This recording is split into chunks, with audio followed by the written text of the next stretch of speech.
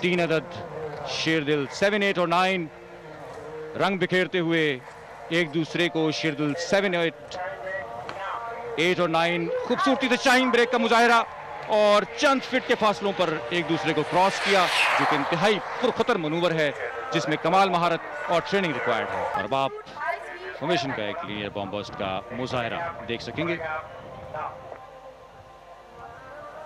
एक बार दोबारा pull up करते हुए, जबकि नंबर 7, नंबर 4 और नंबर 8 ब्रेक करके वेन्यू के ऊपर से निकल चुके हैं। इस वक्त आप देख सकते हैं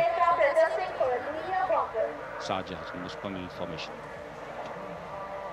खूबसूरत मंजर आप देख सकते हैं शेरदिल जवानों का सलाहियत के जौहर दिखाते हुए न सिर्फ पाकिस्तान बल्कि पेरिस लीनियर बॉम्बर्स का मुजाहरा, जिसमें फॉर्मेशन फूल की तरह रंग बिखेरते हुए वेन्यू के सामने बिखर गई। स्प्लिट एस की परफॉर्मेंस और इसके बाद मैक्स रेड टर्न का मुजाहरा, जिसमें 9 रीज के साथ इंतहाई छोटे इजाजे में